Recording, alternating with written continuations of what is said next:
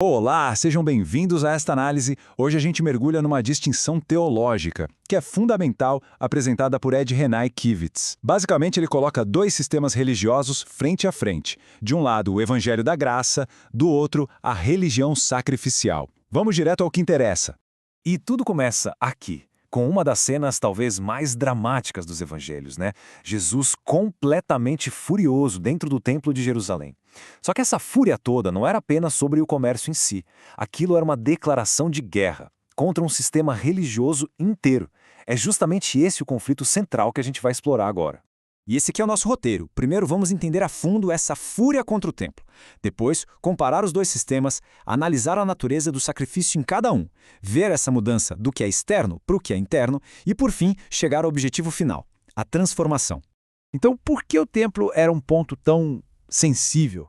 Para a gente entender a atitude de Jesus, a gente precisa primeiro entender o que aquele lugar realmente significava para a sociedade da época.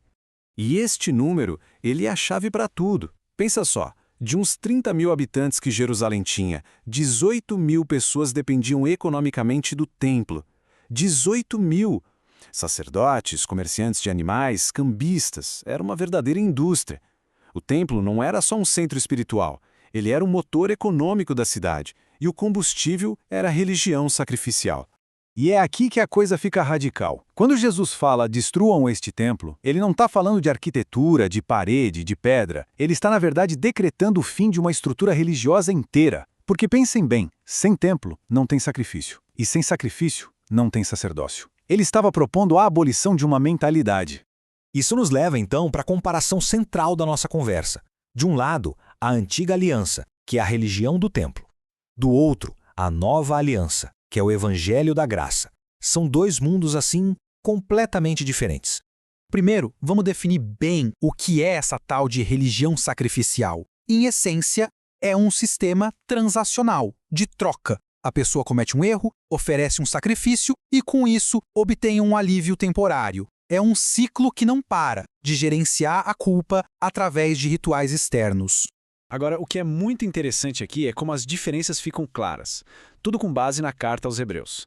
Na religião sacrificial, os sacerdotes eram mortais, precisavam ser substituídos. Já no Evangelho, existe um sacerdote eterno, que é Jesus. Os sacrifícios eram de animais, repetidos, de novo, e de novo, e de novo. Na graça, não. O sacrifício é único e definitivo. A eficácia do sistema antigo era externa, uma purificação de ritual. A do novo é interna, é de transformação. E até o local muda, de um templo físico, de pedra, para um tabernáculo celestial. Vamos focar agora no ponto mais crucial dessa diferença toda: a natureza do próprio sacrifício.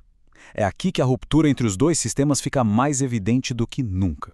Pensa bem, a religião do templo exigia um sacrifício para o pecado de segunda-feira, aí outro para o de terça e assim por diante.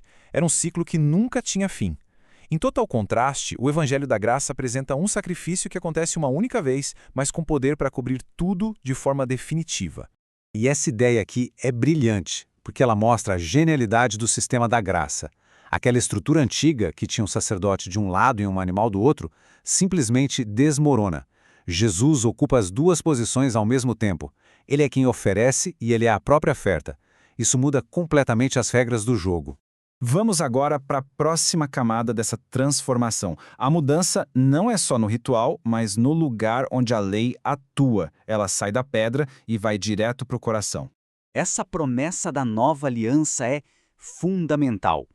A religião deixa de ser sobre seguir uma lista de regras externas e passa a ser uma realidade interna, uma nova natureza que guia as ações de dentro para fora.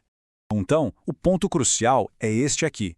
A religião sacrificial lida com os pecados, no plural, ou seja, as ações erradas que são cometidas. Mas o Evangelho da Graça vai muito mais fundo. Ele lida com o pecado, no singular, que é a condição, a inclinação, a força que nos leva a cometer os erros. Ele vai na causa, não só nos sintomas. E isso nos leva ao clímax do argumento. Afinal, qual é o resultado final de cada sistema? A resposta para essa pergunta revela o verdadeiro objetivo de cada um deles. Esse é o ciclo da religião sacrificial. É quase um loop neurótico, né? A pessoa vive numa espécie de gestão de erros e acertos, culpa e pagamento, mas no fundo ela continua sendo a mesma pessoa, presa no mesmíssimo padrão de comportamento.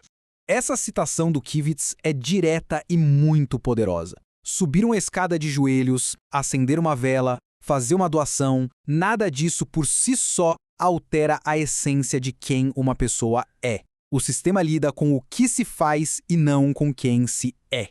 E aqui está a grande proposta do Evangelho da Graça. O objetivo não é só obter um perdão para poder errar de novo, é receber uma nova identidade. É como nascer de novo, num ponto em que o desejo de cometer certos erros simplesmente deixa de existir. A transformação é o verdadeiro alvo. Então, para a gente resumir toda a nossa análise, a religião sacrificial oferece um sistema caro em dinheiro, em tempo, em emoção, só para gerenciar a culpa, sem mudar a pessoa. Já o Evangelho da Graça oferece um caminho de transformação que leva à liberdade, um caminho onde a pessoa não é apenas perdoada, mas se torna diferente. E a gente termina com essa pergunta para reflexão.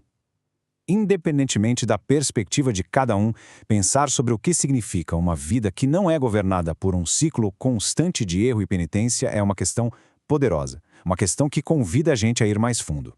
Obrigado pela companhia nesta análise.